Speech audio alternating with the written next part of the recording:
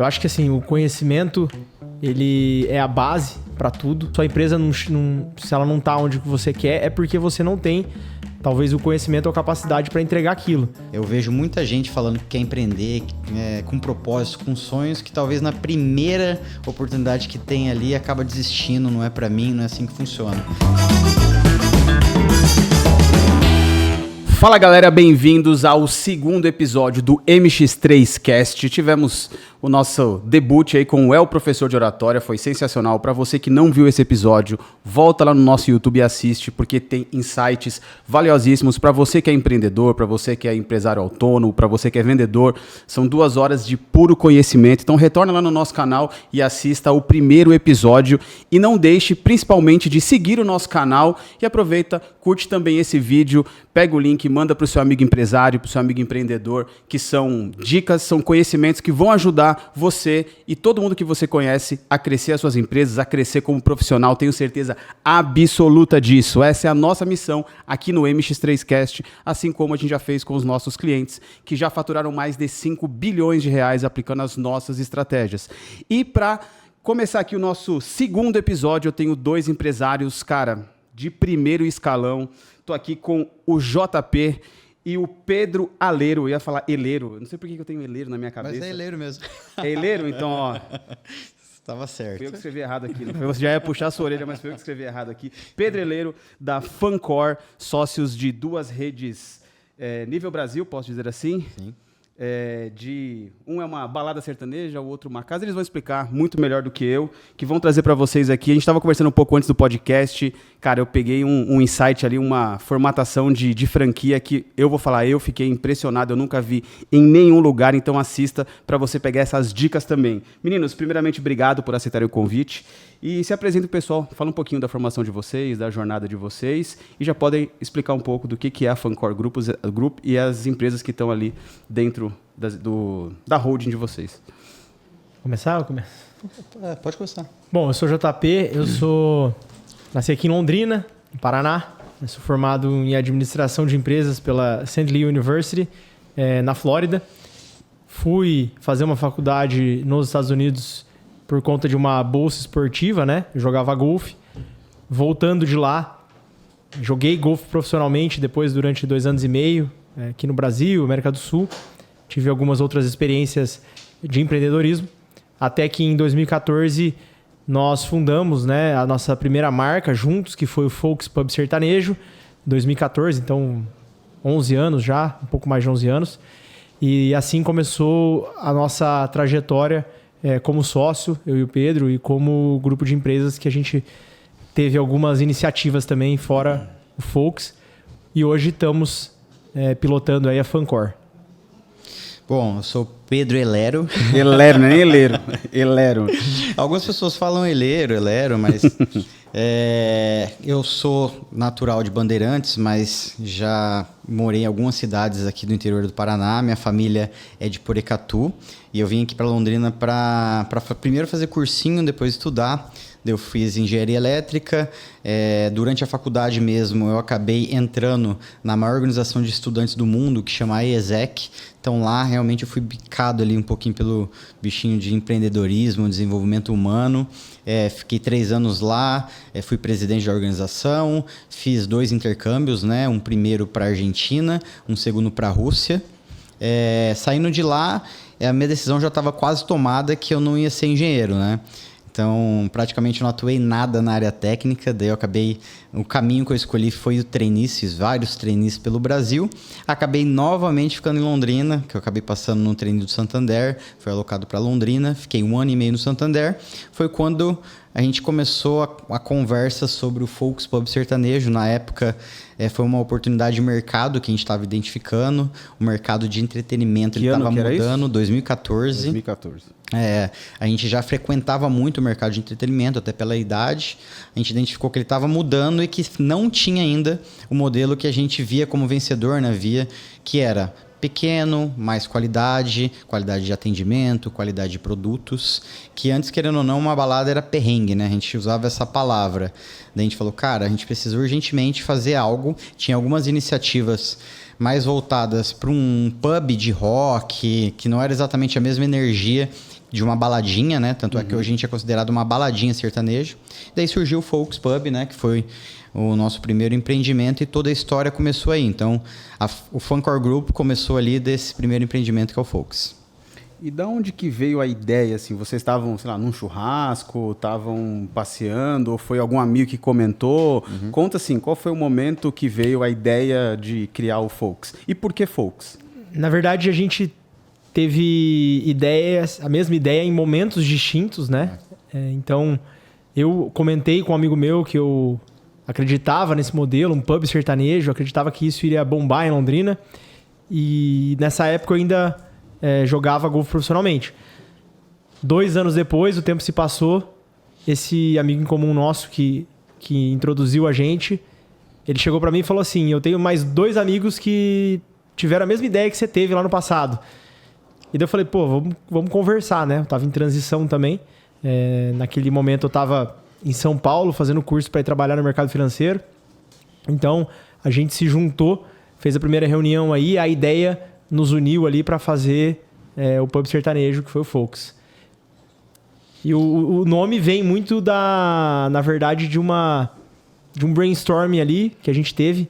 E como eu morei no Texas, fazendo intercâmbio no terceirão, o Folks era uma palavra forte lá que era usada para contextualizar, né, como galera, molecada, né? Então eu tinha essa palavra na cabeça e durante esse brainstorm veio essa palavra Folks, a gente achou muito forte e ficou.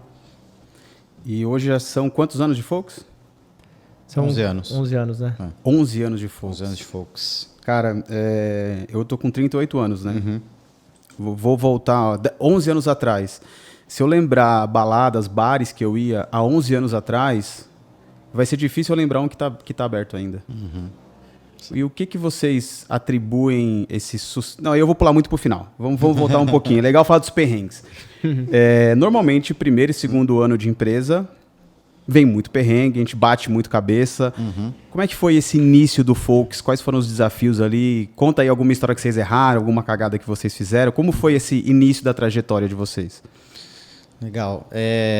Vou puxando aqui já, mas praticamente assim, toda a nossa trajetória de 11 anos, ela foi muito de crescimento mesmo, de desenvolvimento e fazendo cada vez melhor e melhor. Tanto é que o Folks, quando a gente lançou ele há 11 anos atrás, ele foi quase um MVP, que a gente fala assim, né? Era no mesmo lugar que ele ainda é hoje. No mesmo lugar que era hoje, mas era praticamente o mínimo do produto viável, a gente não tinha tantos recursos assim. Hoje um Folks, mais ou menos, uma franquia hoje está em torno de 1,5 milhão, né? A gente fez com muito menos, há 11 anos atrás, mesmo tirando a inflação. E o modelo de negócio era muito forte, a gente fez o mínimo ali para conseguir realmente testar esse modelo, né? E validar ele. E, cara, na primeira semana de inauguração que a gente realmente montou o Folks, ele já foi um sucesso absurdo, assim, né? Então, o conceito hoje, só para você ter uma ideia, já vamos pular um pouquinho lá, a gente tem mais de 100 pessoas tatuadas a marca Folks. Então, tatuadas.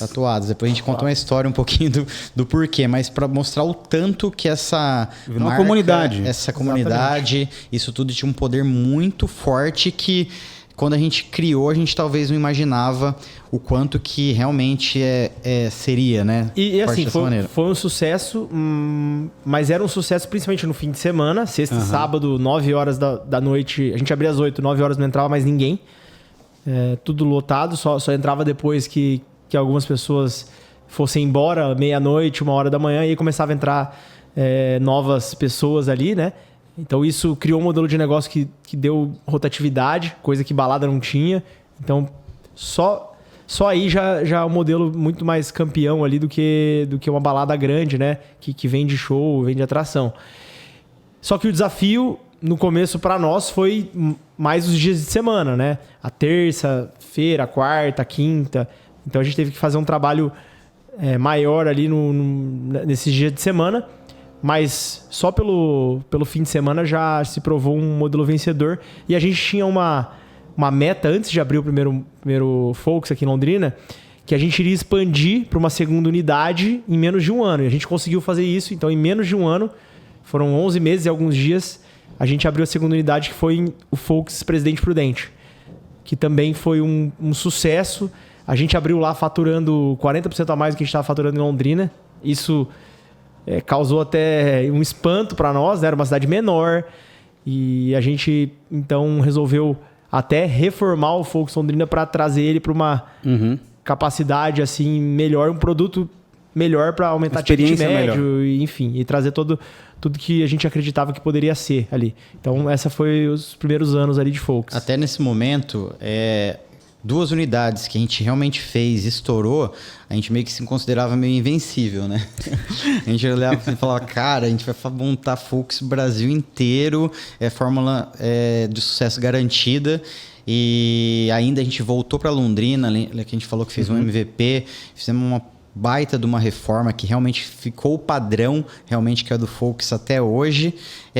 Chegando em Sorocaba por diversos fatores, né? Teve não só Foi a terceira unidade, né? Que nossa terceira unidade, a gente acabou levando um baque muito grande, assim, que realmente a unidade não fluiu da maneira que a gente esperava. Entrou um concorrente, vamos dizer assim, fazendo várias coisas que afetavam a gente, mas a gente sabia que no médio e no longo prazo isso não ia dar certo. A grande sacada nossa ali foi esse lado imbatível que a gente imaginou, a gente caiu por água, né? A gente falou, cara, a gente não é tão imbatível assim, mas a gente fez um modelo de sucesso, a gente sabe entregar exatamente isso, vamos manter exatamente o que a gente está fazendo, que vai dar certo. Felizmente, o concorrente foi embora, o público entendeu o conceito, a gente foi ganhando credibilidade, mercado, e daí Sorocaba realmente deslanchou como um bom negócio, né? Mas é muito legal contar um pouco dessa parte para mostrar que dentro do empreendedorismo, né, a gente está o tempo inteiro achando que está fazendo o melhor de tudo, e muitas vezes isso não dá certo. Tem que ter resiliência, tem que manter proposta de valor, que é uma coisa que a gente fala muito até hoje. A gente bate depois de 11 anos do Folks, ela tem uma proposta de valor muito parecida, e a gente não foge dela, que isso trouxe todo esse branding que a gente tem até hoje. Eu ia pegar bem nesse ponto, né? Fazer um comentário e já engatar uma pergunta referente a isso. Acho que da primeira vez que eu fui no Folks e a última, que foi, acho que dezembro do ano passado, que aí depois meu filho nasceu, aí foi ficando muito difícil de acompanhar. Vocês a experiência foi a mesma, assim, foi muito consistente a experiência, e eu fui em dias da semana diferentes. Então, assim, era o mesmo playbook. O formato das atrações, a qualidade das atrações, a qualidade do atendimento. Já fui em dia que estava assim, ok, já fui em dia que estava lotado, já fui em dia que eu não conseguia andar. Claro, a experiência do garçom muda, porque o garçom demora mais para chegar na sua mesa. E aí não tem muito o que fazer. Mas, mesmo assim, vocês conseguem garantir a experiência lá, independente disso. Então, todas as vezes que eu fui, foi muito consistente. Deu para perceber que tem um playbook muito bem aplicado pela equipe ali. E vocês batem muito nessa tecla. Vocês já falaram pelo menos umas 8 a 10 vezes modelo, nosso modelo. Essa questão, esse nosso modelo é a questão da formatação do Folks, dele ser menor, o formato da experiência, o treinamento dos colaboradores. Conta pra gente o que é esse modelo campeão de vocês. São vários fatores, né? Quando nós fomos criar o Folks, o que a gente tinha no mercado? A gente tinha as baladas, que começavam tarde, eram grandes e muitas vezes muito perrengue. Tipo a UDS, por exemplo, que acho que é uma que muita gente conhece. Sim, a UDS tinham várias, né? Londrina, em 2010, 2011, provavelmente tinha 5 baladas grandes, né? Hoje o mercado retraiu muito. Então, mas você tinha essa opção de entretenimento, que você começava ali 1h da manhã até às 6 da manhã, e era aquele perrengue ali. Ou você tinha bares que você frequentava, que talvez tinha maior qualidade de atendimento, mas era uma experiência sentada ali, de mais difícil interação. Então, a gente quis posicionar o Folks no meio disso, né? Então, onde a gente trouxesse a energia, a interação das baladas grandes, mas também pudesse fornecer o atendimento de qualidade que, na época, só um bar, um restaurante poderia proporcionar. Isso não foi só também na experiência do cliente, foi em vários quesitos, né? Foi também em quesitos de horário, né? Então a gente começava entre os dois, preço, a gente se posicionava entre os dois. Então, tudo era desenhado nesse posicionamento de mercado que a gente queria criar, né? Então, isso reflete também, obviamente, na experiência do cliente, reflete também no modelo de negócio, a rentabilidade que ele pode ter, o quão consistente esse modelo, quanto perenidade ele pode ter ao longo prazo. A gente nunca quis fazer algo para bombar e depois a gente não saber o que fazer mais. A gente queria criar algo que fosse durar a longo prazo. A gente sempre fala que a gente joga jogo de longo prazo, a gente não joga jogo de médio prazo. E o mercado, pelo menos naquela época, e ainda muito hoje, é muito amador, de pessoas tentando jogar jogo de curto prazo, com pouco profissionalismo e pouco conhecimento sobre o que estão fazendo, né? Então falta muito padrão de gestão por esse universo. E o principal desafio é justamente fazer esse jogo de médio e longo prazo, né? Porque muitas vezes, que nem no exemplo que a gente deu de Sorocaba, a gente sofre uma pressão dos nossos sócios, na época que a gente era operador, né? E dos nossos franqueados agora, que realmente a gente está no modelo de franquia. Do tipo, mas o local X acaba fazendo isso. Então a gente tem que realmente balancear e explicar exatamente o porquê de não fazer, né? Então um dos exemplos é abrir mais tarde. Cara, isso daí é muito base da nossa proposta de valor, que a gente acabou de explicar. A gente tem que ter um horário de abertura, porque a gente não é uma balada, um evento. Se a gente abre muito próximo da meia-noite, a gente está muito mais posicionado para um evento. E isso quebra muito a nossa proposta. Talvez, sim, em algum momento isso faça sentido pontualmente, por causa de uma concorrência, por causa de alguma coisa que aconteceu, mas no longo prazo isso vai ser afetado. Então, essa dicotomia ali entre conseguir um resultado rápido, agradar um sócio, agradar um franqueado e manter a proposta de valor é o que move a gente em todas as nossas estruturas que a gente fez até hoje. Então, a gente fala muito nesse modelo, a gente é bem rígido para que a gente realmente consiga alcançar essa consistência aí no longo prazo, que a gente chama de branding puro, né? Quando você tem uma promessa, você tem realmente uma entrega ao longo do prazo, que é a sua reputação, você tem um branding que é fora do comum e, repetindo mais uma vez, esse brand acaba sendo tatuado, sendo uma comunidade, criando... Gera fãs, né? Gera fãs. Conta pra gente a história da tatuagem. Da onde foi uma pessoa assim que tatuou e mostrou pra vocês? Como que foi? Como que surgiu essa história? A gente ia fazer um evento de aniversário, até num local fora. E como era um evento que já envolvia uma capacidade maior de público, nós até pensamos e falando assim, nossa, se a gente botasse um tatuador lá, será que a galera iria tatuar? E a gente acabou botando e criou uma oferta ali falando, se quem tatuar, a gente vai dar entrada de graça vitalícia, né? E aí uma galera veio tatuar. Formou fila. Então. De louco. Daí, na hora que a gente olhou, assim, falou, não é possível, cara. Daí, só nesse evento foram mais de 50. Nesse primeiro evento. E depois a gente fez isso em outros eventos também. Teve outras pessoas que tatuaram. E hoje são quantos? Vocês têm um número? Mais de 150. A gente não sabe exatamente porque tem gente que fez até fora do evento depois. Tem gente que a gente conhece, a gente não pode citar nomes, mas que fez na bunda. Mas como é que a pessoa vai entrar? Então, daí a gente já sabe, né? Não precisa mostrar, não tem problema. Mas e se ela chegar lá e se não tiver nenhum de vocês dois lá? Você, peraí, eu tenho a tatuagem. Daí vai ficar difícil mostrar. Vai ter que falar, você tem que aceitar mesmo que eu tenho. Mas hoje, qualquer pessoa que tatuou, se chegar lá na entrada de qualquer Focus, qualquer unidade do Brasil. A gente tem os cadastros que a gente, que a gente pegou ali no evento, né? E é uma tatuagem específica, né? Não é algo que dá pra galera miguelar aí, fazer uma tatuagem de rena aí, vai. Mas a galera que tatuou fora depois mostrou pra vocês, entrou lá no cadastro também? Teve um ou outro que foi fora do evento, né? Porque nesse evento formou fila, não conseguiu tatuar todo mundo. E teve outros eventos. E a gente tem também do Agrobar, né? Porque tem o símbolo do chapeuzinho com as estrelas. Daí também tem um pessoal... também tem tatuagem do Agrobar. Tem pessoas que tatuaram o Agrobar. E o do Agrobar não foi nem por promessa. Não foi tem promessa nenhuma. Nessa onda de tatuar uma marca do Focus, e muitos clientes são incomuns, franqueados são incomuns. Então a gente tem franqueado que tem tatuagem, a gente tem funcionários nossos que tem tatuagem, né? Então acabou virando uma Mas aí o Agrobar paga a entrada também, não? Não, esse a gente não tem campanha. Foi só... Mas com certeza, se chegar lá e mostrar, com certeza... Vai ganhar um combo? O combo não, mas não vai pagar o cover, né? Então, já que a gente puxou o assunto do Agrobar, em que momento da jornada surgiu, né, e da onde veio a ideia do Agrobar? A nossa trajetória, a gente começou a expandir através de unidades próprias. Então, a gente chegou até 5 unidades próprias.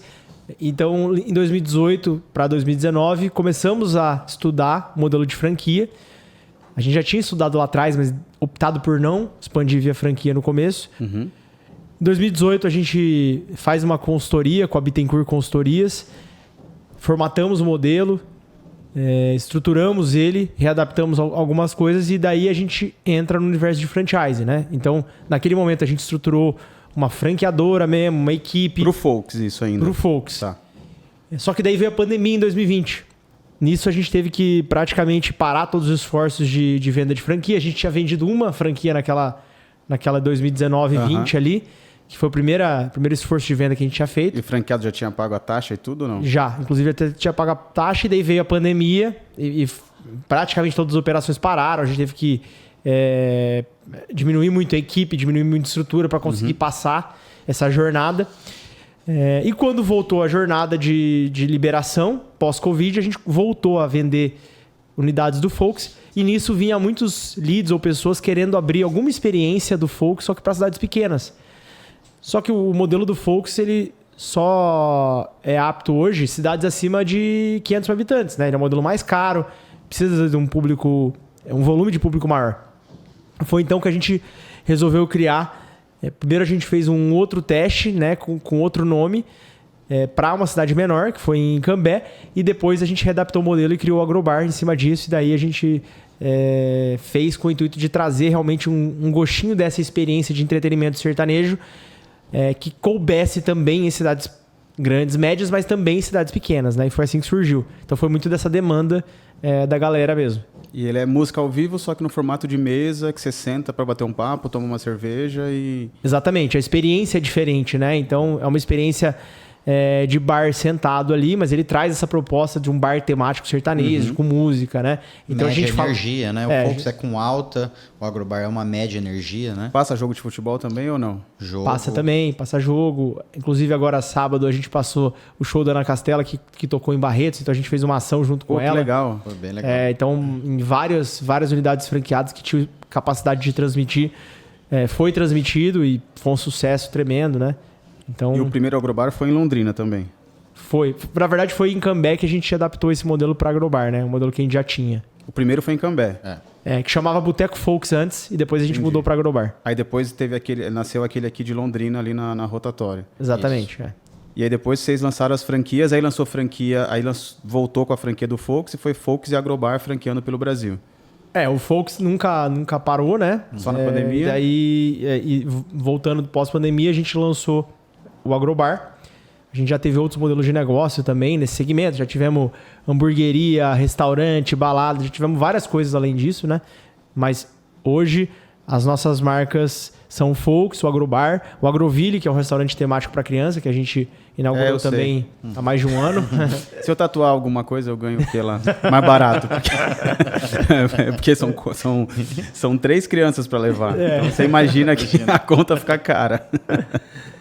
E agora também estamos com um novo modelo aí, que é o Estica, que é um estúdio de alongamento que a gente acabou de lançar. Inclusive eu vou um dia lá para conhecer. A gente vou perguntar, explorar essa parte do fitness no final.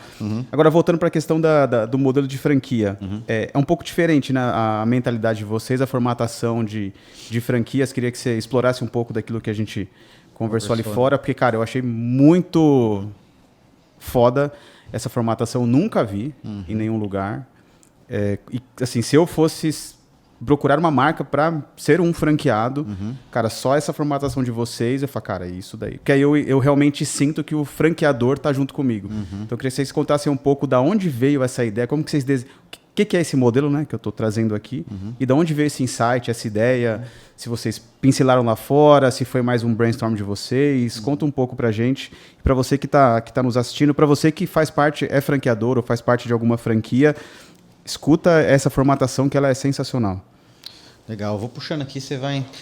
mas hoje a gente está se posicionando muito como uma franchise, né, Venture Builder, que basicamente a gente cria modelos do zero, formata e escala através de franquias. Então a gente realmente trouxe isso porque a nossa base de criação de negócio já veio muito forte desde 11 anos atrás. Então a gente criou um modelo que é muito forte, que é o Focus, depois o Agrobar, que é sucesso estrondoso, com uma marca forte, né, com uma proposta de valor forte. Fora outros modelos de negócio, a gente fala que provavelmente a gente criou mais de 10 marcas aí ao longo da nossa trajetória. E franquia foi um modelo que a gente realmente se apaixonou e acreditou muito em seguir. Tanto é que a gente fez a franquia do Focus, que é uma das franquias mais difíceis de se fazer no Brasil, porque imagina franquear uma balada e conseguir isso durante 11 anos com padrão. Você acabou de dar o depoimento, você vai num lugar e no mesmo lugar, então é muito difícil. Você franquear assim, sem deméritos, mas um sorvete, por exemplo, você acaba enviando um produto para lá, então é muito mais simples. Agora, vendo várias marcas que caíram, né? Que caíram. Agora, você franquear experiência, né? Realmente é uma coisa muito complexa. Então, hoje a gente é um franchise Venture Builder, a gente está posicionado, e o mais importante que eu estava falando para você lá fora, a gente vem para disruptar um pouco um mercado que está meio, não sei se é a palavra poluído, podre, a palavra até muito forte, ou os dois, mas que com grandes holdings aí, acaba vindo com a promessa só de vendas de franquias. Só um pouquinho. Vocês devem estar escutando um áudio de fundo. Esse é o nosso time comercial aqui. Essa é a cultura de vendas da MX3. Então, se seu time comercial não tem essa energia, essa vibe aqui, cara, você está perdendo muito. E se você quer aprender como implementar essa cultura no seu time de vendas, como ter um processo que vai levar o seu time a comemorar esses resultados, até essa energia de vendas, clica no link que está na descrição aqui do nosso podcast, conversa com nossos consultores que a gente mostra para vocês o caminho para você chegar a implementar essa cultura de vendas aí no seu time. Legal. Falei para ele, estava passando e quase que eu toquei o sininho ali. Cara, dá pra escutar. A gente tá no 6º andar aqui, né? Uhum. Aqui a buzina, a antiga não, a que a gente comprou da última vez, acabou. Cara, dava pra escutar a buzina lá da rua. Lá da rua, nossa. Lá da rua. Fica feliz, né? Tem pouco. Esse prédio é novo, tem pouco. Mas quando ainda tá de boa, ainda tá de boa. Mas, recapitulando, então assim, a gente realmente veio para disruptar isso porque, cara, a gente já é franqueador há algum tempo, fizemos algumas marcas, a gente não consegue entender como que as holdings acabam, essas aceleradoras ficam com o valor da taxa de franquia, vende 50 franquias, por exemplo, e dá para a franqueadora implantar elas, né, e gerenciar elas sem o dinheiro da taxa, que é totalmente o contrário do que a gente faz. A nossa holding, a nossa franchise Venture Builder hoje, ela é mais um hub que praticamente zera os seus custos e todos os recursos estão dentro de cada marca. E mesmo assim, hoje a gente está com 15 marcas operando do Agrobar, mais 30 contratos. E a gente está ali com o fluxo de caixa, porque é muito investimento que você tem que ter. Então, assim, realmente fazer algo sério com franquia no Brasil envolve investimento, envolve equipe, envolve tecnologia. E é isso que a gente veio aqui para mudar e colocar esse mercado de franquia aí com mais qualidade, tanto para as marcas, né, de um lado, como mais resultados para os franqueadores. E esse é um mito que a galera tem, né? Ou uma concepção errada. Tem pessoas que criam uma marca e acham que a partir do momento que eles franquearem vai começar a entrar dinheiro no bolso. Não é assim. O business de franquia ou de ser uma franqueadora é realmente você criar uma estrutura para dar suporte para os franqueados e isso custa dinheiro. Então, para você franquear uma marca hoje, você vai gastar entre 1 a 2 milhões, no mínimo. Não tem segredo. É isso que necessita para você franquear uma marca. Fazer direito. Fazendo direito. Ou fazer igual muitos fazem, que é picaretagem, aí dá para fazer, né? O que a gente vê muito... o cara, ele cria uma marca, vende franquia, vende lá 5 mil, 10 mil, 15 mil, micro franquia, com foco de colocar o dinheiro no bolso. Ele dá a marca pro franqueado dele, que às vezes nem é tão forte, não entrega processo, mal entrega treinamento, deixa o franqueado na mão. Isso o que a gente mais vê, é isso. Tem muito disso no mercado, né? Só que isso é muito burro. né? Porque, primeiro... Não gera valor, né? Não gera valor. Ele tá sendo um picareta ao fazer isso, né? Tá dando um golpe, basicamente. Só que, além de tudo, ele não tá criando valor de marca, ele não tá criando equity na empresa dele. O que vai criar equity, o valor na tua marca?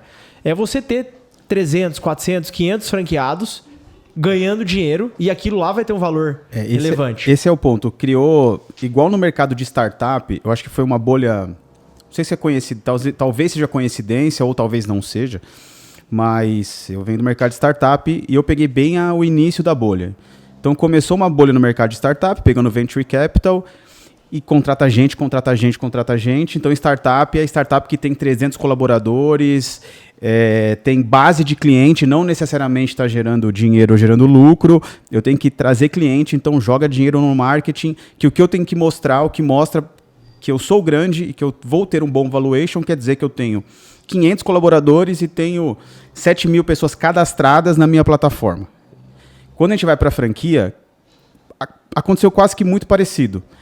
Criou-se um desenho de que número de franquias era o denominador principal para você ser um franqueador fora da linha, mas não necessariamente que essas franquias estavam gerando receita e royalties para a franqueadora.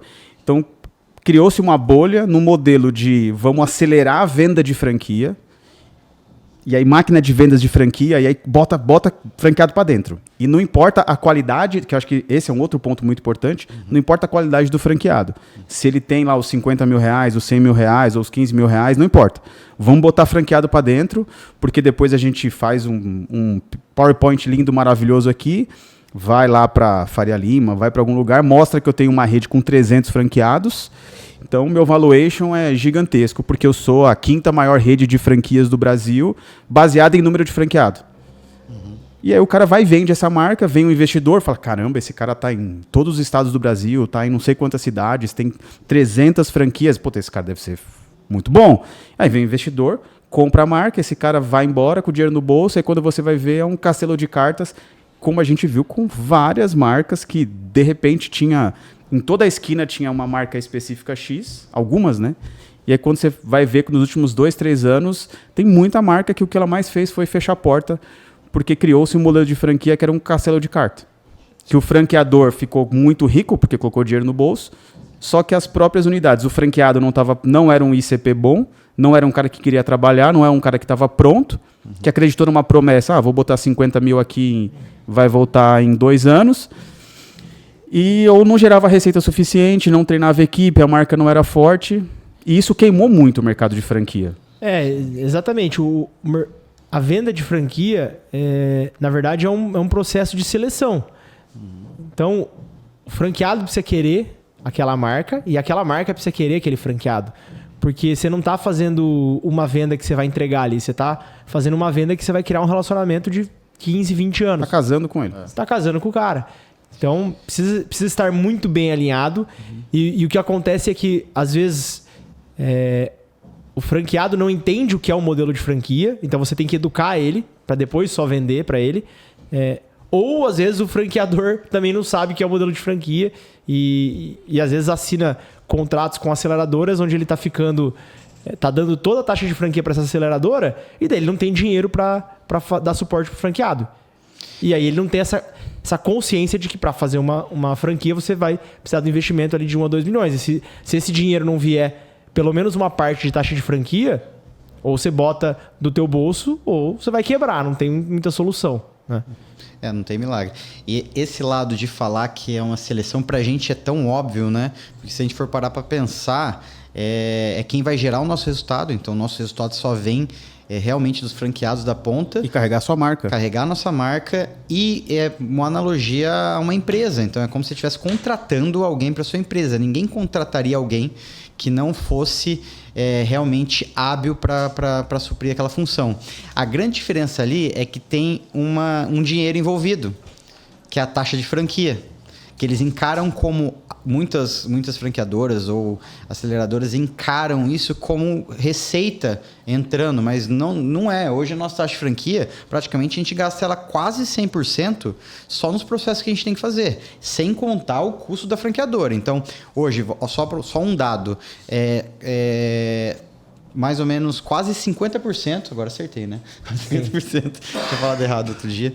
50% do valor da taxa de franquia vai só para a fase de implantação, que é treinamentos, viagens, materiais. Então, metade da sua taxa de franquia só na implantação de uma unidade. Agora, você imagina uma aceleradora, vou voltar aquele exemplo de novo, vende 50 unidades, se fala assim, implanta.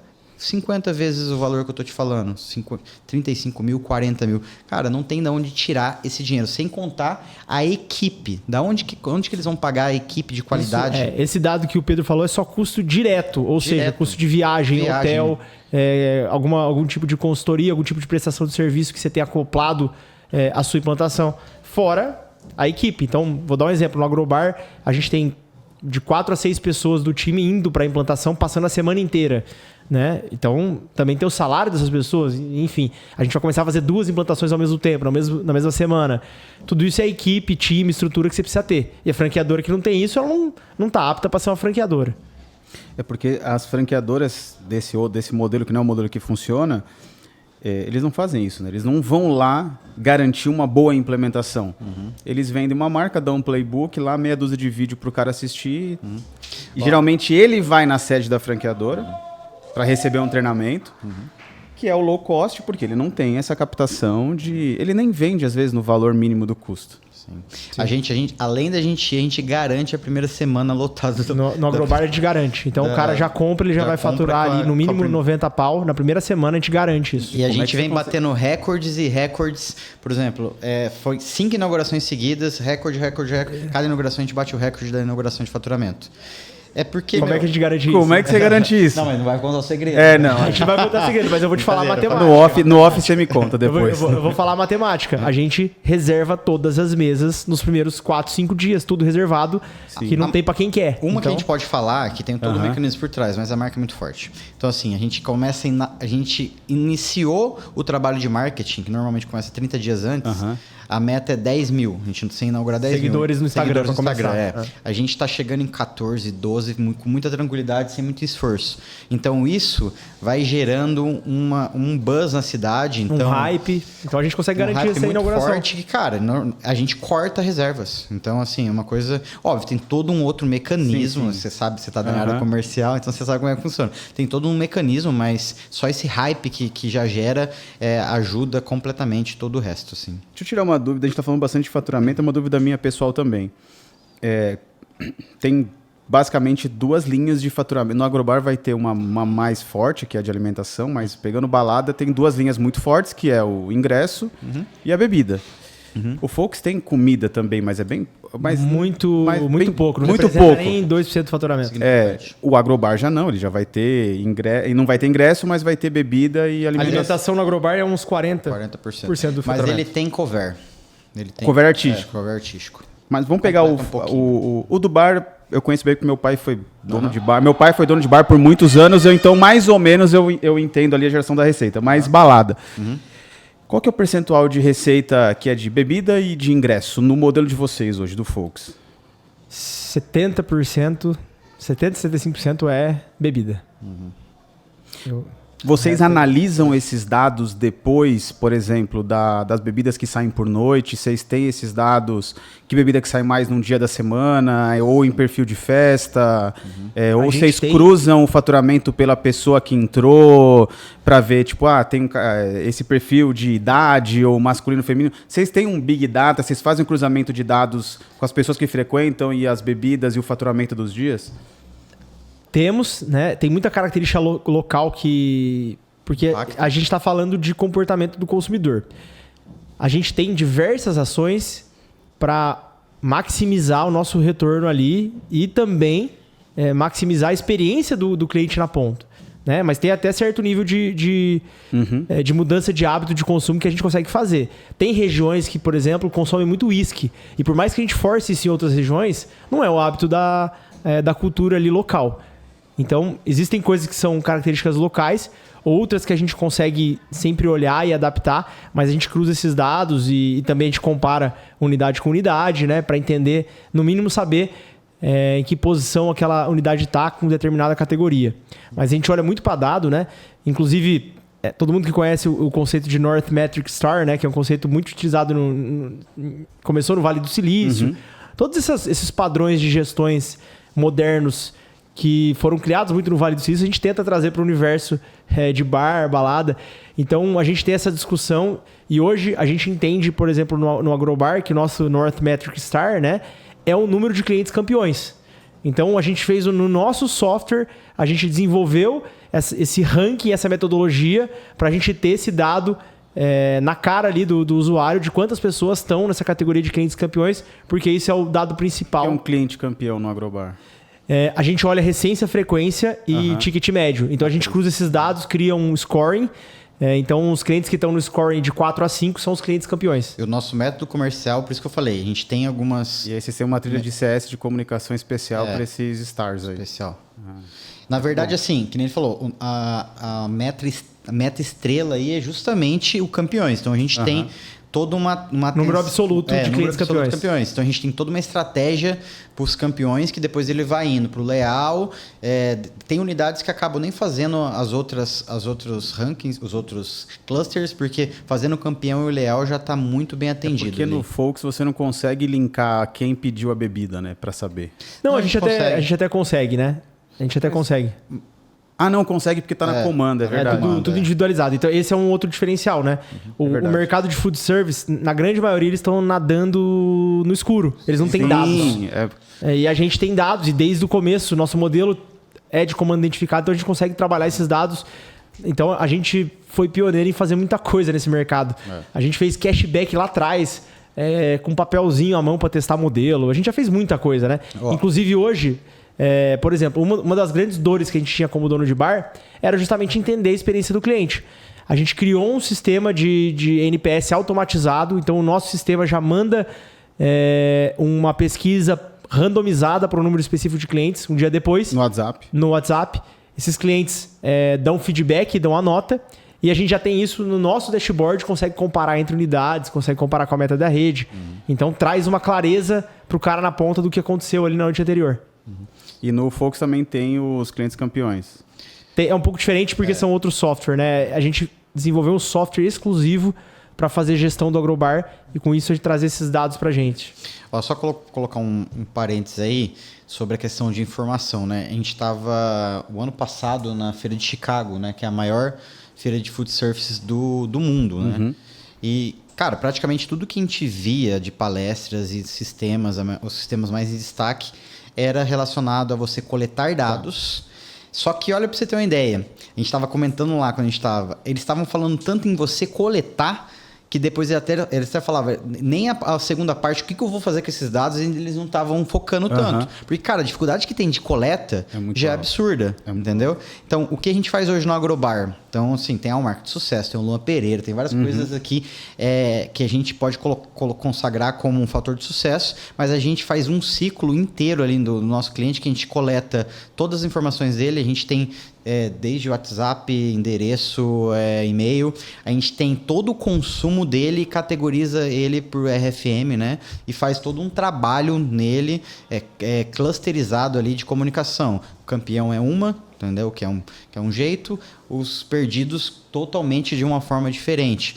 Então, assim, olhando o mercado de food service que a gente viu há um ano atrás nos Estados Unidos, já não tem muita coisa nem próxima do que a gente está fazendo aqui com um bar brasileiro, rústico, caipira, agro, da nossa região. Então, assim, nível Brasil, a gente acredita que não tem ninguém assim fazendo nesse mercado que a gente atua algo nem parecido do que a gente está fazendo. Eu nunca vi ninguém comentar esse nível de análise, não.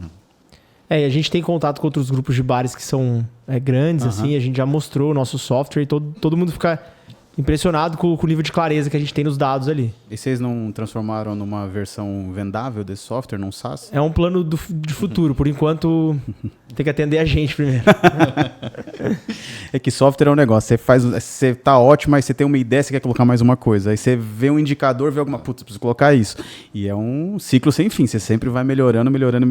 Exatamente. Mas vamos para uma dúvida padrão aí de quem já foi muito baladeiro. Qual que é a bebida mais vendida na balada? Em termos de volume? Volume. Heineken no Folks é o mais vendido. Heineken, long neck. E deste lado? Vai muito de região. Aqui em Mas Londrina, no geral é vodka. vodka, mais que gin? Hoje em dia, Hoje sim, em dia, gin deu sim. uma caída. Gin deu uma caída? Ele E teve viu, uma Cled? época- Perdeu, gin deu uma caída. Mas, ó, Foz do Iguaçu, que a gente tá falando de região, é whisky. É, Whisky. Pesado. Então, assim, depende muito. Tem uma certa mini cultura da região ali que acaba mudando influenciando um pouquinho o poder de consumo. Mas se a gente for pegar uma média geral, vodka é campeão. E qual foi a maior conta que já foi paga dentro de uma unidade do Folks e do Agrobar? Lembra? Eu tenho uma história boa, não sei se é a maior. Mas... Se eu não me engano, foi 29 mil. 29 mil. Eu acho que foi mais ou menos isso. Qual que é a história? A gente, no segundo ano ali, né, que em Presidente Prudente, um rapaz... Se eu não me Porra, engano, 29 mil é muita é bebida. muita bebida. muita bebida. É comemorações, o cara passa. Mas na verdade ele comprou algo a mais. Você sabe essa história ou não? É a mesma história? É de Presidente Prudente ou não? Então é isso. É a mesma história. Que eu não sabia o valor que ele gastou. Mas então vai complementando aí, se eu não lembrar tudo. Mas basicamente, ele estava no camarote e ele estava em cima do sofá. Só que a gente depois até implementou isso como algo que pode fazer. Daí o segurança pediu para ele descer. Ele virou brincando, mas daí tinha o comercial lá. Né? Quanto custa esse sofá? Daí o cara falou assim, foi 3 mil? Não, 10 mil, 10 acho. mil, acho. 10 mil reais. Daí o cara falou assim, então pode fazer assim, fala que eu comprei e fala pro segurança deixar eu subir. Daí o cara falou, você tá brincando, né? Falou, pode passar na minha comanda. Daí eles tiveram que ir lá na frente fazer alguma... Porque não tinha nem produto pra isso. Não tinha lançado no... Tinha O nem cara, lançado. sim, ele comprou o sofá só pra poder pular e fazer o que quiser. Sofá pulando. Daí no final, o nosso sócio de lá chegou pra ele e falou, amigo, você comprou o sofá? Ele falou, ó, deixa ele aqui. Você quer levar embora? Não, deixa ele aqui, quando eu voltar eu quero usar. Daí ele falou assim, não, quando você voltar você pode usar, mas a gente vai deixar esses 10 mil aí em consumo bebida pra você e tal, né? Quando você voltar você consome. Daí o cara virou cliente e ficou aqui, mas cara, o cara comprou um sofá. Daí o problema foi esse. A galera ligando pra gente falou, esse faturamento do cara? Fala, cara, o cara, além disso, de ter gastado isso, ele comprou o nosso sofá. Falei, como assim comprou o sofá? Daí a gente imaginou, talvez o cara levou...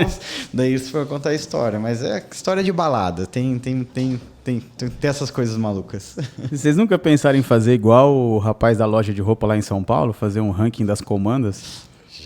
Já pensaram? Já pensamos. E desistiram? Não... A gente até fez algo parecido, né? Em algumas unidades, mas não foi algo que a gente botou pra rodar, mas em outras unidades, né? Mas a gente já pensou em colocar em TV, né? A gente já pensou em colocar isso meio que ao vivo, né? A galera vai gastando, mas acabamos nunca operacionalizando. Mas o nosso mercado envolve muito isso, né? Essa disputa. Eu acho que seria uma boa, mas acabamos não operando Eu acho corretamente. Se você coloca uma televisão lá com o ranking do dia, pelo menos, o do dia e o ranking geral, deixa uma televisão lá, gamificação. Campeão do dia, fulano de tal. Sim. O outro cara vai olhar pra... A gente já fez, por exemplo, de chopp, né? Já fizemos de chopp. A gente já fez ranking de chopp, top 5 de chopp no bar, a gente já fez. E ele ganhava até ter o ranking mensal, né? A gente colocou bem... Como era mais agro, a gente sabe aquele boteco que você coloca... aqueles antigos que você colocava as letrinhas... Como que é aquilo? Não sei, não lembro o nome. Eu sei o que é, só não lembro o nome. Era um negocinho que você colocava e escrevia. Escrevia o nome da pessoa e quantidade e o lugar de que ele tava. Que era o... Como que era o nome do cara? O botequeiro. Era o botequeiro, né?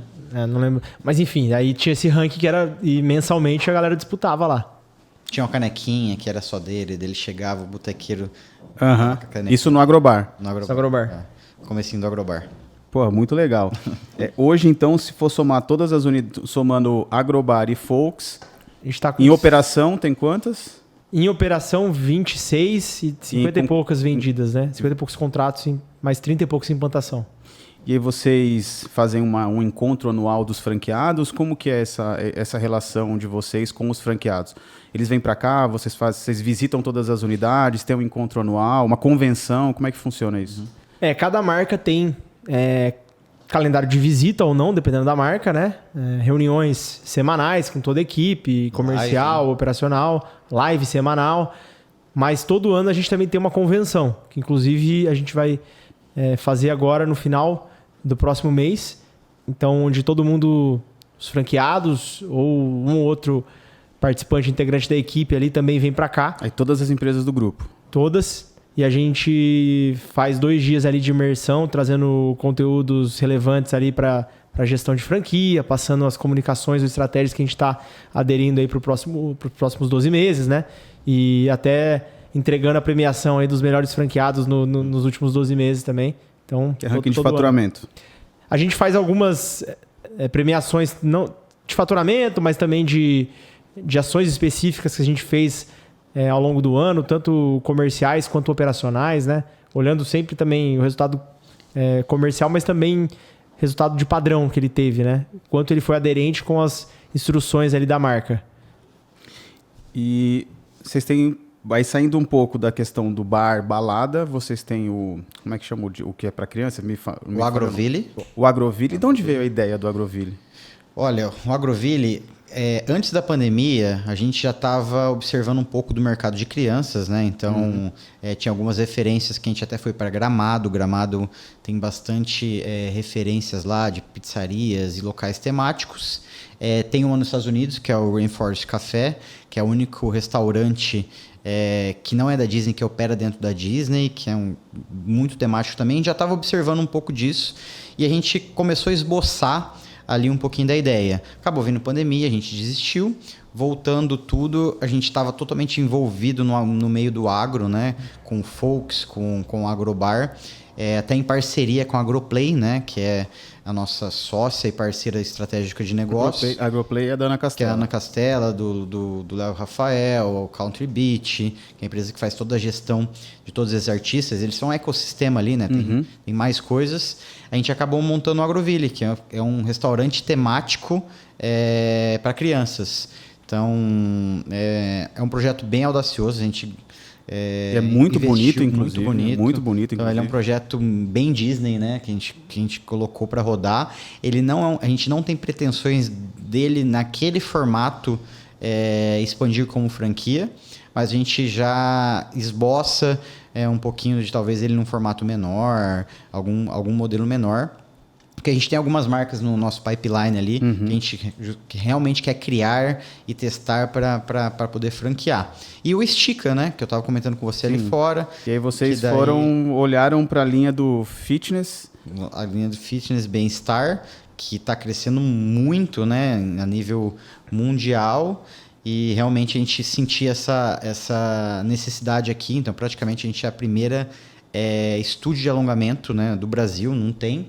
Então, se você for alongar hoje, ou é com personal, que daí eu falei, aquilo lá que a gente falou, 5 minutinhos para quase morrer no final do treino, ou fisioterapia, né? Direta. Então, o nosso fica ali justamente nesse meio termo. É mais qualidade, né? Com 25 minutos, 50 minutos, mas não é nada de uma fisioterapia. Ele é um tanto relaxante também, né? Não só vamos dizer assim, como um tratamento. Ele é algo... ele não não tem o objetivo de tratar lesão, e sim de trazer um alongamento do dia a dia rotineiro, né? Que todo mundo deveria fazer. Tem diversos benefícios atrelados a isso, né? Para performance também, atleta também pode encaixar. Exatamente, é para performance, é para bem-estar, para qualidade de vida, e até para longevidade também, né? Muitos dos acidentes domésticos acabam até por falta de alongamento e mobilidade, em quedas Viu, Cledson? Nessa população mais idosa. Então, enfim, é um modelo que a galera tá gostando muito, aderindo muito. A gente está superando todas as expectativas. Quanto tempo já? A gente já estava rodando ele faz 6 meses no modelo MVP, testando o canal de aquisição, conversão, testando tudo que a gente precisava testar para ter a base para tomar a decisão da primeira loja. Então, a primeira loja já inaugurou faz 2 semanas já, né? Mas o modelo já está testado há bastante tempo. E lá fora, esse modelo também já está em vários países, é um sucesso lá fora. Então, é o primeiro aqui no Brasil. E a gente já está negociando aí as primeiras praças aí com os primeiros parceiros nossos. Então, eu posso falar um pouquinho dos números aí, só para entender? Pode. Porque foi um sucesso estrondoso, assim, né? Tipo, acima do que a gente imaginava. Mas em 2 semanas, a gente está com mais de 70 clientes já. Entre os modelos. Em 2 semanas? Em 2 semanas. Mais de 100 atendimentos experimentais já cadastrados, a gente praticamente não tem horário para fazer. Eu falei para você, me liga lá para eu arrumar o seu horário para a gente fazer. Então, assim, tá com números muito... E, assim, a aceitação tá muito boa, assim. Então, a gente colhe muito feedback, então, muita gente elogiando. E não só a aceitação do cliente, né? Que nem o JP falou, a gente ia segurar esse modelo aí para começar... Dentro do nosso cronograma da Fancor, é mais ou menos uns 6 meses ali de testes, né? A gente ia segurar esse modelo, mas muita gente procurando, então provavelmente a gente já vai lançar uma pré-reserva ou pré-venda do modelo de franquia. Já estamos desenhando algumas praças e provavelmente aí nos próximos 15, 30 dias aí a gente vai estar soltando essa franquia aí para venda. E esse modelo ele é com equipamentos também? Ele tem é o professor e os equipamentos e o aluno? Como é que funciona? Pra galera entender. O estúdio, ele tem 6 macas de alongamento, onde vai ter um profissional, um instrutor operando cada maca ali, né? Alongando a pessoa naquela sessão, né? Tem alguns equipamentos como de massagem, né? De soltura ali que usa, mas na maior parte do tempo é um instrutor te alongando, fazendo exercícios ou alongamentos que fazem parte de uma rotina. E o grande mérito que a gente teve até agora, né, é justamente em construir essa educação desse instrutor. Então, a gente criou uma certificação para esses instrutores, baseada nas melhores metodologias que tem, nas melhores práticas de metodologia que tem quando se fala em alongamento. E a gente vai fornecer isso para nossos franqueados, né? Então, os instrutores dos nossos franqueados vão ser treinados, vão ter que passar por uma qualificação nossa que a franqueadora vai fornecer. E é uma coisa que eu não imaginava, tá? Não sei se é senso comum, mas é muito técnico, assim, é uma coisa muito complexa. Então, pode parecer que a base de treinamento ela é muito forte e muito mão na massa, base prática mesmo, né? Além de toda a teoria.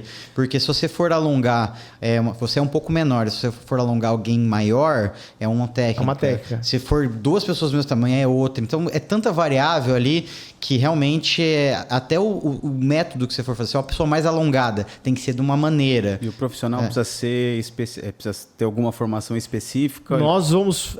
a base dele tem que ser ou fisioterapia, ou educação física, coisas ligadas à saúde, mas ele tem que passar pelo nosso treinamento e ganhar a nossa certificação da Estica, né, para poder trabalhar no estúdio. Não, na hora que ele contou para mim, eu já falei, cara, preciso ir lá. É uma necessidade... Ele faz o de 50 minutos que eu falei. 50 minutos de alongamento. Quase me convencendo a ver o de 50 minutos. Eu faço alongamento há muito tempo, né? O meu é péssimo. Mas eu tenho que fazer por necessidade. Atleta profissional, né? Mas eu fico sem alongar, começa a travar as costas, até pela rotina do dia a dia. Então hoje a gente fica... Já tô aqui, ó. Toda hora eu tô fazendo assim, não é natural. Então você precisa soltar o músculo, você precisa alongar, isso ajuda você a dormir, ajuda você a ter mais mobilidade, a ter melhor qualidade de vida, né? São muitos benefícios que trazem e todo mundo precisa alongar. Então, cara, e é interessante, né? Vocês começaram a jornada com balada, viram a oportunidade do bar, criaram o restaurante para criança, porque aí você acaba pegando meio que uma jornada completa de uma família, porque meus filhos já foram lá. Eu já fui, eu e a minha esposa, a gente já foi no aniversário dela no Folks. É estranho, né? Você ir no Folks não é tão comum assim, mas a gente foi porque a gente gosta muito de lá, da experiência de lá. E o padrinho do meu filho é o Abdel, né, Júnior? Então você já sabe, né? Ele, se deixasse, morava lá dentro do Folks. Então a gente já teve experiência em todos. Eu só não fui no Agrobar, mas minha esposa já foi no Agrobar. Foi com a minha irmã e foi com o Cledson ali. Que foi no dia que minha irmã foi... A minha irmã saiu do Agrobar e foi querer andar de patinete elétrico. Nossa. Ideia... Sim, caiu 2 vezes. Aí ela rompeu o ligamento e mais um... Enfim. Nossa. Não foi muito boa. Não foi muito boa a ideia. E aí vocês olharam para a parte fitness, que está muito em alta no Brasil. E era interessante que vocês foram no caminho que não é um mar vermelho. Muito pelo contrário. Não tem... acho que ninguém olhando para isso. Então, assim, é interessante ver o olhar de vocês como empreendedor. Porque muita gente abre um negócio muito bom e morre no comodismo daquele. Então vocês têm uma diversificação de carteira assim, fantástica, mas o principal, que é o que muita gente ainda não entendeu, o que manda no jogo é a análise de dados. Então, cara, eu acho que tudo isso é o alicerce do sucesso de vocês. E olhando daqui para frente, qual que é os próximos planos da Fancore, olhando para os próximos anos? Como é que vocês estão enxergando o mercado brasileiro? Que caminho que vocês entendem que vai a parte de entretenimento, de food service? Qual que é o planejamento estratégico de vocês? Hoje a gente vê muita oportunidade no setor de franquia.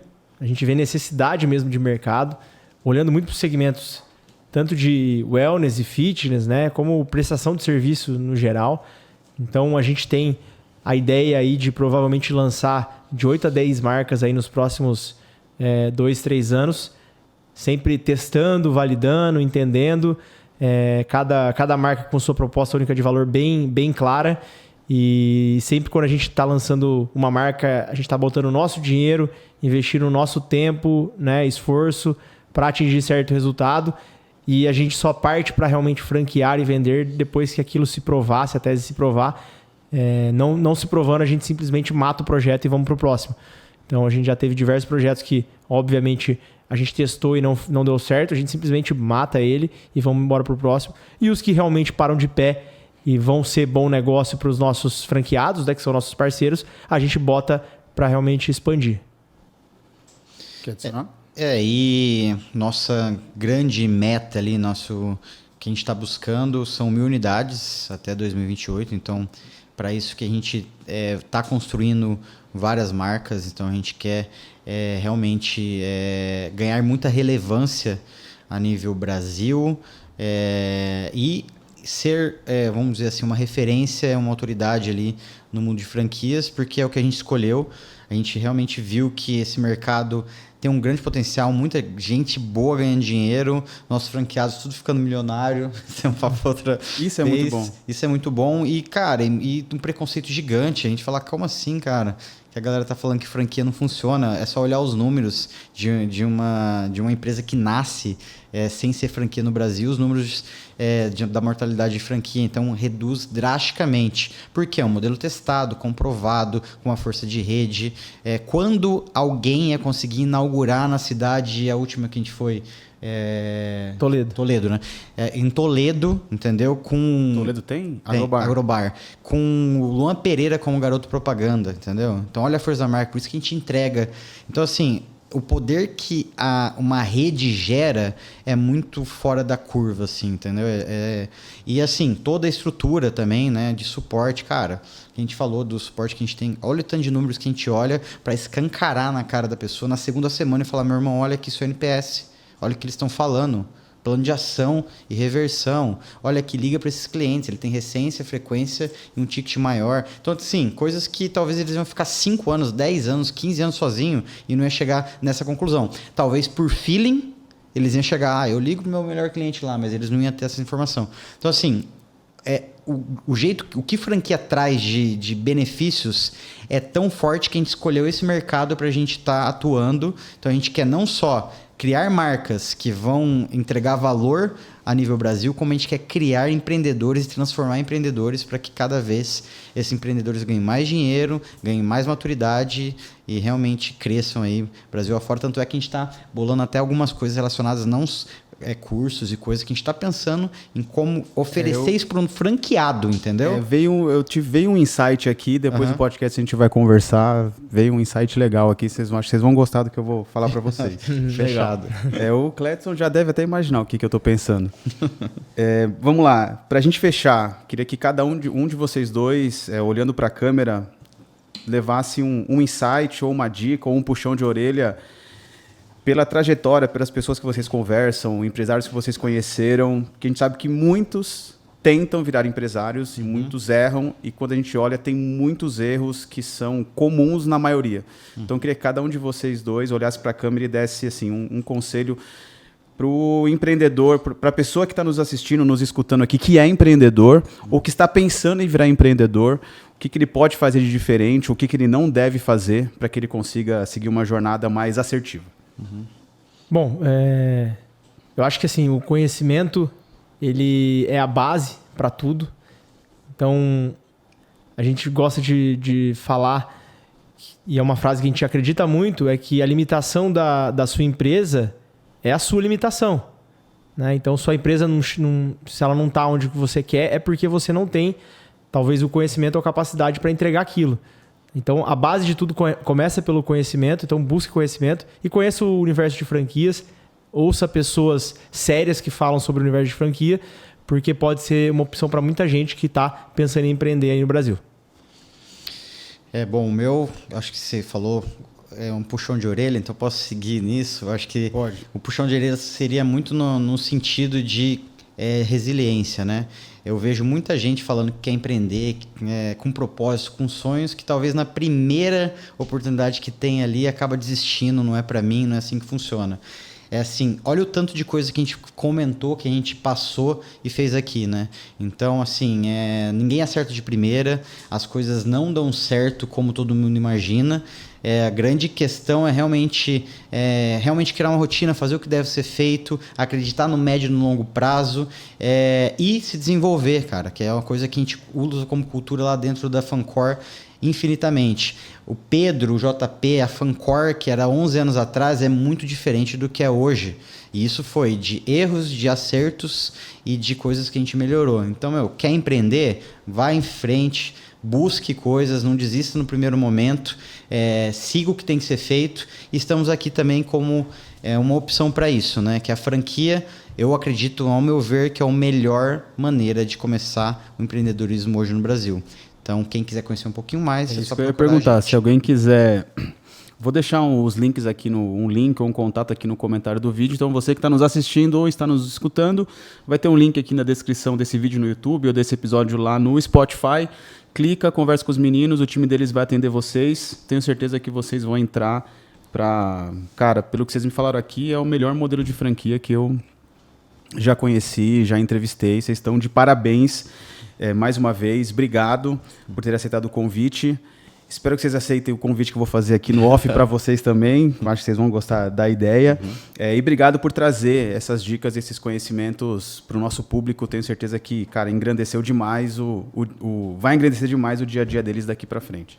Show, valeu. Obrigadão pelo convite. Tamo junto aí, valeu. Tamo Valeu, junto. Obrigado, Pedro. Tamo junto. Valeu, pessoal. Encerrando aqui o nosso segundo episódio do MX3Cast. Muito obrigado. E não esqueça de seguir o nosso canal, curtir esse vídeo e clica no compartilhar e manda pro seu amigo, pro seu parente, pro seu cachorro, pro seu periquito, manda para todo mundo, que o que a gente conversou aqui, eu tenho certeza que vai ser transformador na vida de todas as pessoas. Tamo junto e até o próximo episódio, que é com Fabiano Zanzin, uma fera, um dos maiores palestrantes, empreendedores e empresários do Brasil. Então fique ligado, próxima semana, episódio 3 com o Fabiano Zanzin. Tamo junto, pessoal, um grande abraço, valeu!